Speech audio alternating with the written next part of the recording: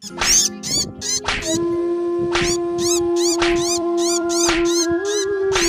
घने जंगल में टोनी अपनी बेटी टुनटुनी के साथ रहती थी। एक दिन टोनी की बहन की मौत लंबी बीमारी से हो जाती है। तब टोनी अपनी बहन के घर जाती है। माँ, मुझे छोड़कर तुम कहाँ चली गई माँ? मैं अब किसके सहारे रहूंगी माँ? अच्छा होता आप मुझे भी अपने साथ ले गई होती। बेटा, तू अकेली नहीं है। आज से मैं तेरी माँ हूँ। मैं तुझे अपने घर लेकर चलूंगी। टोनी चिंकी को लेकर अपने घर आती है। बेटा, तू किसी भी चीज की चिंता मत करना। यहाँ तेरी बहन टुनटुनी भी है। तुम दोनों साथ साथ रहना। मैं तुम्हारा दाखिला भी टुनटुनी के स्कूल में करा दूंगी।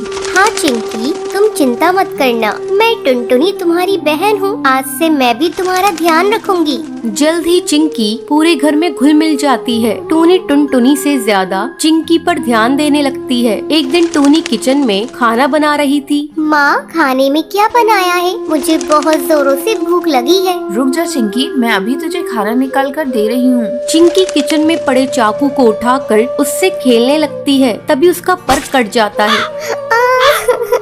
माँ, मेरा पर कट गया। चिंकी, तू भी ना बेटा चाकू लेकर क्यों खेल रही थी? रुक, मैं अभी तेरी मरहम पट्टी कर देती हूँ। थोड़ी देर बाद ये ले चिंकी, मैं तुझे अपने हाथों से खाना खिला देती हूँ। टोनी चिंकी को अपने हाथों से खाना खिलाने लगती है। तभी टुनटुनी वहाँ आती है। माँ, मुझे भी आपके हाथों से खाना खाना है। टुनटुनी, बच्ची नहीं है तू, अपने हाथ से भी खा सकती है। माँ, जब से चिंकी आई है तुमने मुझसे प्यार करना छोड़ दिया है। जाओ, मैं नहीं खाती, मुझे नहीं खाना। टुनटुनी, ये तू कैसी बातें कर रही है? चिंकी भी तो तेरी ही बहन है। तू देख नहीं रही इसके चोट लग गई है। माँ, मुझे फालतू की बातें नहीं सुननी। मैं अपने कमरे में जा रही हूँ। गुस्से में टुनटुनी अपने कमरे में चली आती है और सोचने लगती है, जब से ये चिंकी की बच्ची इस घर में आई है, माँ उसी को प्यार कर रही है। आज चिंकी की वजह से मुझे डांट खानी पड़ी है। मैं इसे नहीं छोड़ूंगी, इसे सबक सिखाकर ही रहूंगी। अगले दिन टुनटुनी, तू चिंकी को अपने साथ स्कूल ले जा। मैंने तेरा और चिंकी का टिफिन पैक कर दिया है। स्कूल में लंच होगा तो तू भी चिंकी को खिला देना। ठीक है माँ। टुनटुनी चिंकी को रेलवे ट्रैक से स्कूल ले आती है।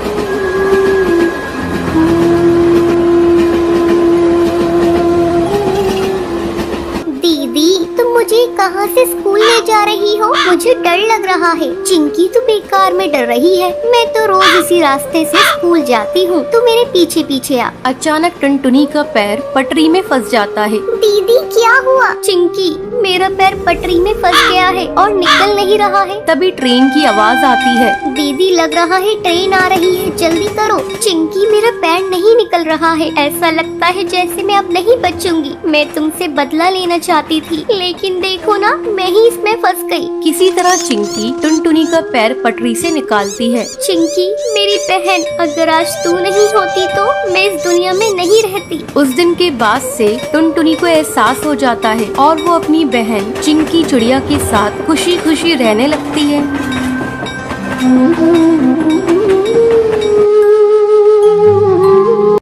जंगल में ऑटो चलाने वाला बंटी कबूतर रहता था। एक बार की बात है, बंटी कबूतर रात में सवारी छोड़ने के लिए काफी दूर आ जाता है। तभी उसे रास्ते में एक चिड़िया दिखाई देती है। अरे, ये कितनी खूबसूरत चिड़िया है। अच्छा है, वापसी में सवारी मिल गई। पूछता हूँ इस चिड़िया को कहाँ जाना है। रुको रुको ना। हाँ चिड़िया बहन, बोलो कहाँ जाओगी तुम? जहाँ आप जाएंगे वहाँ जाऊंगी मैं। चिड़िया बहन, मैं तो अपने घर जाऊंगा। चलिए आप बैठ जाइए, मैं आपको रास्ते में छोड़ दूंगा। जरा जगह तो दीजिए, जब भी तो बैठूंगी मैं। अरे चिड़िया बहन, आप पीछे बैठिए जहाँ सवारी बैठती है। उसकी ये बातें सुनकर बंटी कबूतर को बहुत अजीब लगता है। तभी उसकी नजर उसके पैरों पर पड़ती है। उसके पैर उल्टे होते हैं, जिसे देखकर वो डर जाता है। अरे भागो भागो रे भागो भैया। कहाँ जाएगा तू बचकर बंटी कबूतर? आज तो तुझे छोड़ूंगी नहीं। कितने दिनों बाद मेरी प्यास बुझेगी। इस रास्ते पर कोई आता भी नहीं था, अब तू आया है मेरा शिकार। तभी टूनी चिड़िया की आत्मा अपने असली रूप में आ जाती है। वो जोर जोर से हंसने लगती है। कभी वो गायब हो जाती, कभी सामने आ जाती। बंटी कबूतर डर के मारे तेजी से अपना ऑटो भगाता है। वो शीशे आईने में देखता है आत्मा उसका पीछा नहीं कर रही है। वो जंगल के ऑटो स्टैंड पर अपना ऑटो रोकता है। वहीं उसका दोस्त कालू कौवा खड़ा होता है। क्या हुआ बंटी कबूतर, तू इतना घबराया हुआ क्यों है? बंटी कबूतर कालू कौवे को सारी बात बताता है। अरे पागल, इतना सुनहरा मौका हाथ से निकाल दिया तूने। उस चिड़िया की आत्मा का एक पंख तोड़ लेता, वो तेरी गुलाम बन जाती। अरे भाई माफ कर मुझे, मेरी जान बच गई, आज वो ही काफी है मेरे लिए। ये कहकर बंटी कबूतर वहाँ से चला जाता है। कालू कौवा अपने मन में सोचता है, ये तो डरपोक पागल है, इतना सुनहरा मौका गवा दिया। ये पूरे जंगल पे राज करता। चलो कोई नहीं, कल रात में उस जगह जाऊंगा और उस भूतिया चिड़िया का पंख तोड़कर ले आऊंगा। अगले दिन कालू कौवा अपना ऑटो लेकर उसी जंगल के रास्ते पर जाता है। वहाँ पर एक चिड़िया खड़ी होती है। रोको रोको ना, ऑटो रोको, मुझे जाना है। अरे भाई, लगता है ये वही चिड़िया की आत्मा है, इसका पंख तोड़ लूंगा। ये कहकर कालू कौवा अपना ऑटो उसके सामने रोकता है और उसके पंख तोड़ने लगता है।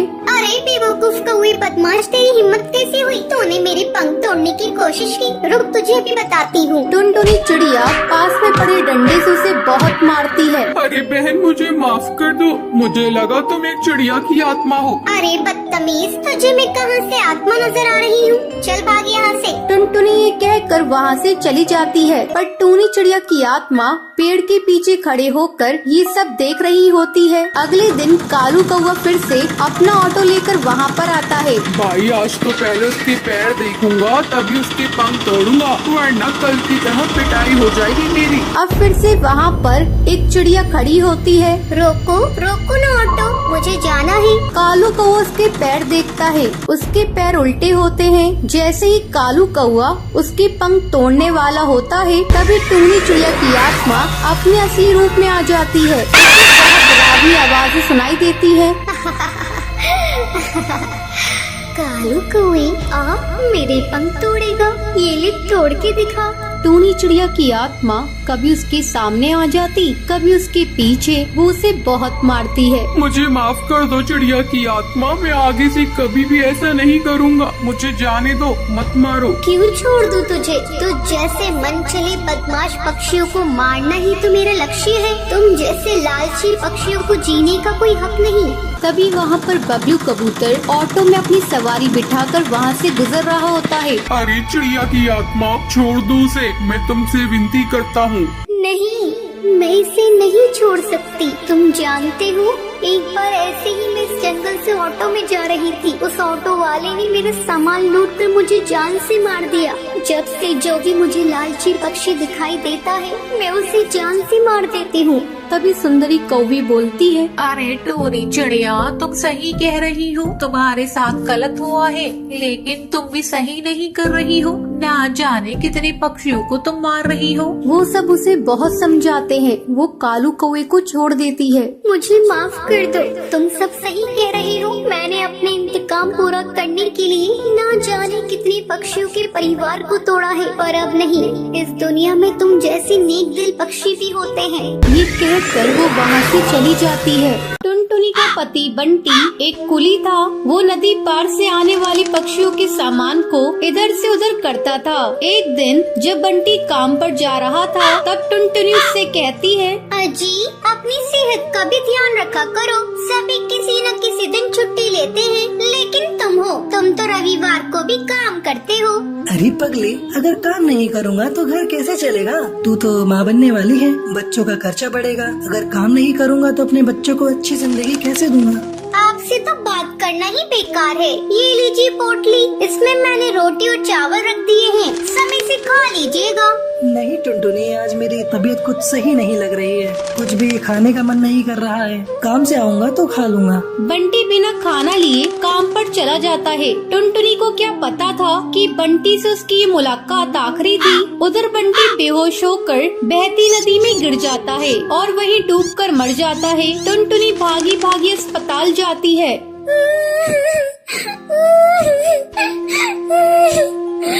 बंटी, ये क्या हो गया? सब कुछ एक पल में खत्म हो गया। अब ये बच्चा किससे अपना पापा कहेगा? मैं तुम्हें कई बार समझा रही थी अपनी सेहत का ध्यान रखो, लेकिन तुम तो मेरी बात मानते ही नहीं। अब मैं क्या करूं बंटी?